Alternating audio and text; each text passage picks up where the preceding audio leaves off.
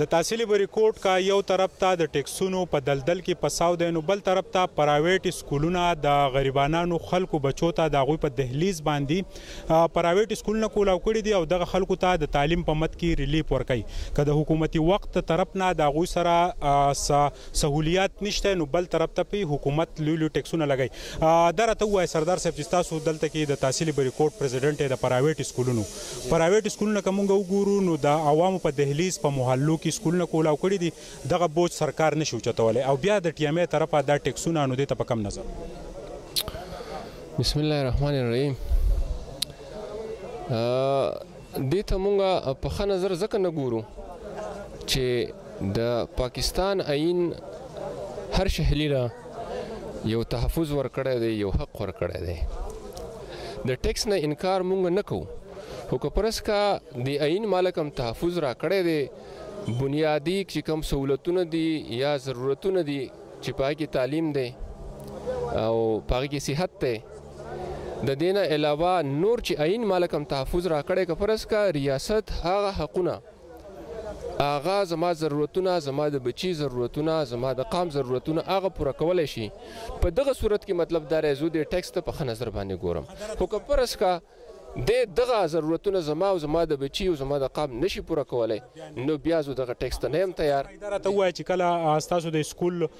د ټیکسونو خبر راله نو په هغې باندې سوات نیوز او بریکوټ پریس کلب ایکشن واخیستو هغه خبره چې په میډیا راله نو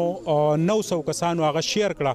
او 1100 کسانو په هغې کمنټس وکړل چې یو کمنټس خلاف او نور په دې پی ورکړو چې دا ټیکس ته موږ جوړ نه یو او د ټي ام ای اهلکار چې دی هغه وایي چې د میډیا خلاف په موږ قانوني کارروایي کوو دې ته په کم نظر. زه د میډیا د ملګرو انتهایی شکرګزار یم چې هغو دا ایشو چوته کړله یوازې د پرایویټ سکول د ټیکس خبره نه ده تاسو د وابډا د بجلی بیل وګورئ د هغوی د ټلیفون بیل وګورئ د ګیس بیل وګورئ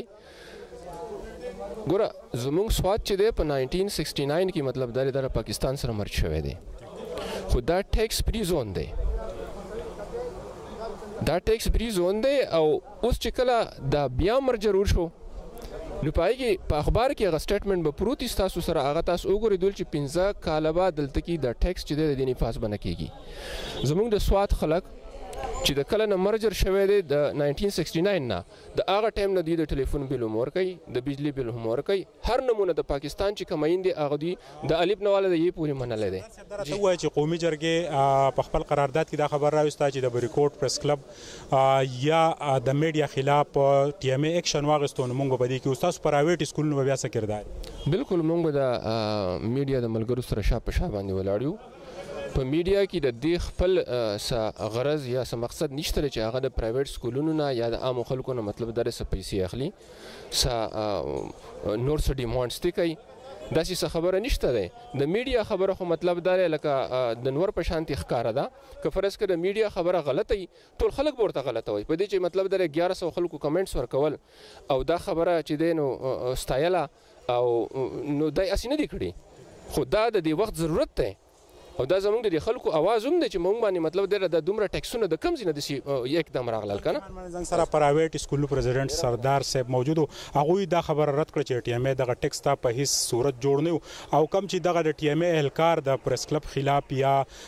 د نوټس حواله باندې کم خبرې کوي نو په هغې کې پرایویټ سکولونو اعلان وکړو چې موږ به د میډیا سره شانه بشانه ولاړو. د کیمرامین عزت حسین سره سهیل باچا بریکوټ.